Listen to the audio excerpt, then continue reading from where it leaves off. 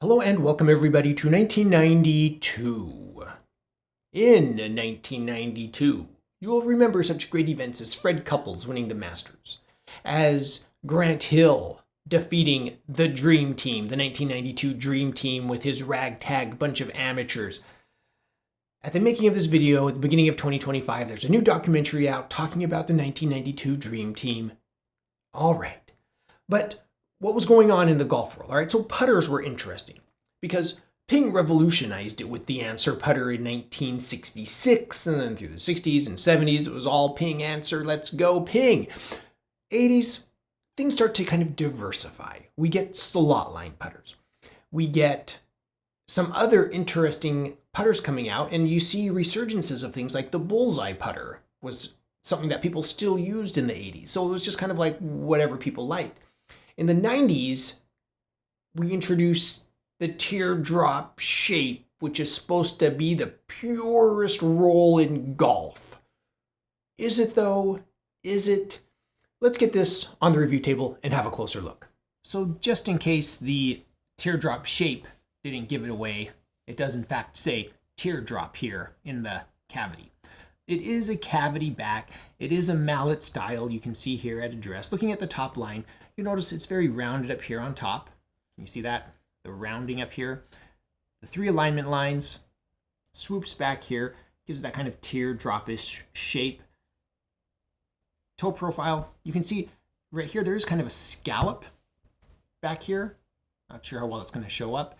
And there's lead, just exposed lead here in the toe, which is also curved. Heel, same thing, curved, lead weight. So it's almost face balanced, not quite. I would say about half an inch? The toe is about half an inch lower than the heel. Maybe we can get a better angle at that. You can see there's a teardrop here on the face. And if you look at the toe profile closely, I want to kind of focus on this for a second. It kind of comes to a sharp point right here.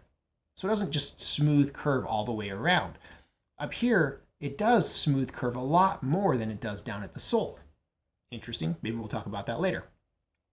And it's just, big aluminum with lead, and on the sole, not much there. At address, looks pretty clean. You can see here. We move up, what is this, a double bend shaft, no steps, to this label, which is a great label. It says, the purest roll in golf, up here on the top. And then you have the teardrop putters, 35 inches, precision golf registered trademark. And then they have a picture of the putter performing. There's a picture on the shaft label. I love it. I just put the sticker on here to remind me of the year. This particular example is in 1992, but the teardrop putters came out in 1992, so we're going to focus on that.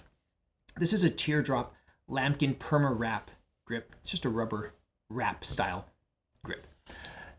It is a very weathered brick of aluminum with lead. So let's move over to the putting green and see how it feels.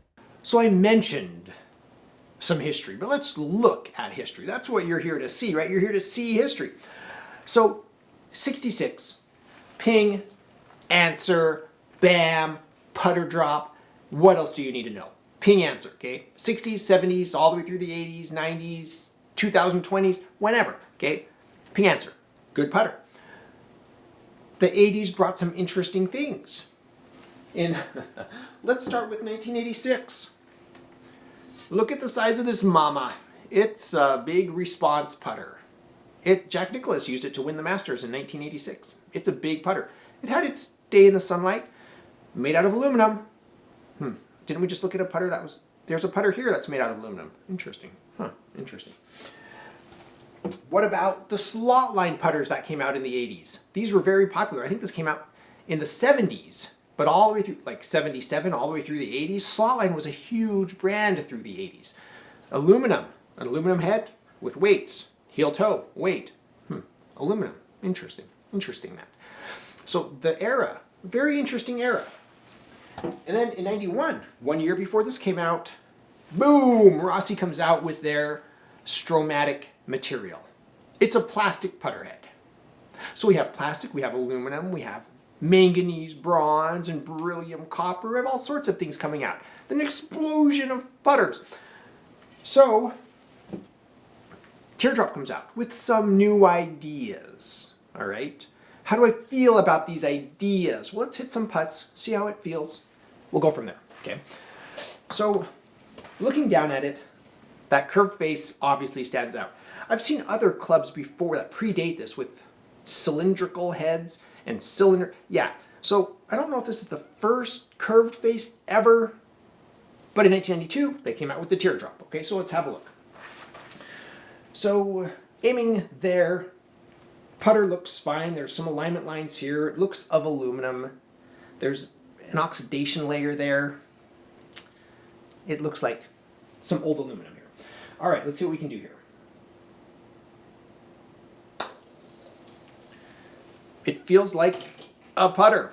It feels like there's nothing fancy about it. It's not like, it's supposed to be really technical, but it's pretty easy to hit, right? You don't need a master's degree to hit a putt with this. But like with any putter, I feel like to be proficient, you need lots of practice and probably some good coaching. That did not feel like a good practice swing, but I'm just going to go.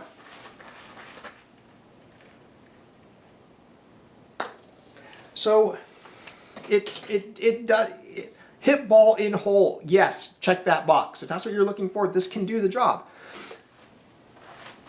So let's start with the positives. Is this historically relevant? I would say yes. Because any new idea, any presentation of an idea has value, has merit.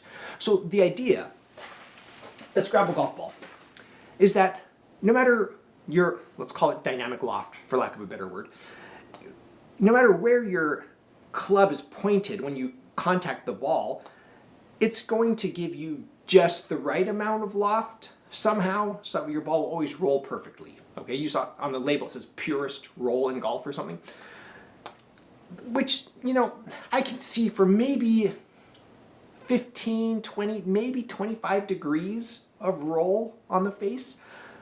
But there are some parts of the face that are purely there for design to sell this teardrop idea.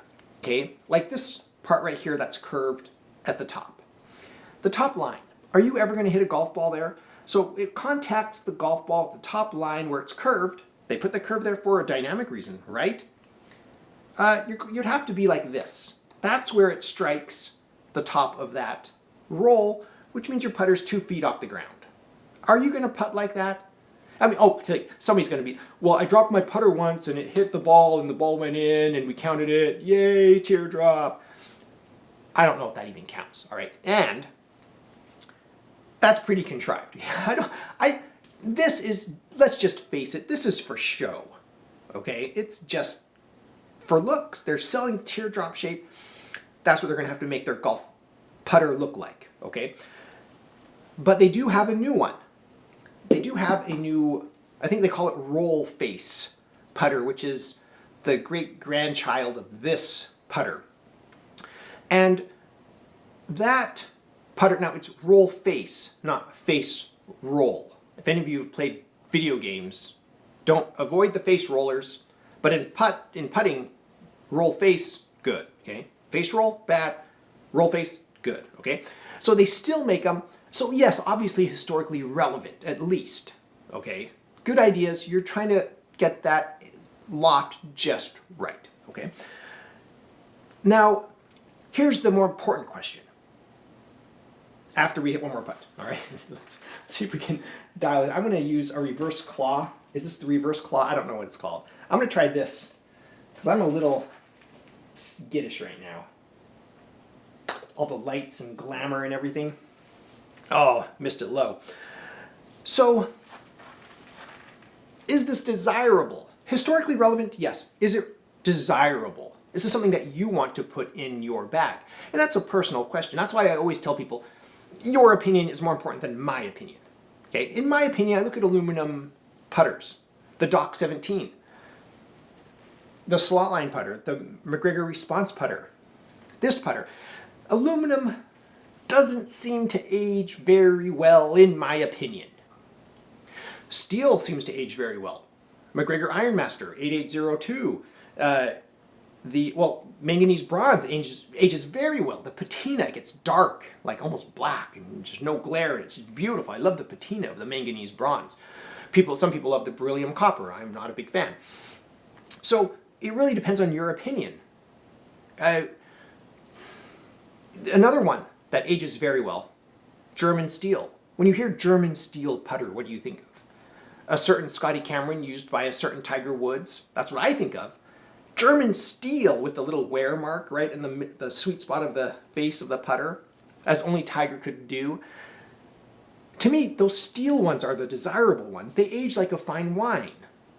The aluminum and the lead, just raw lead sticking out the sides, it ages like Gouda cheese on some damp bread with mayo on it that's been sitting out in the sun for 3 days as it slowly sinks into the swamp of the bayou. You know, it's not my thing. And it's hard for me to get excited about putting these in a modern bag.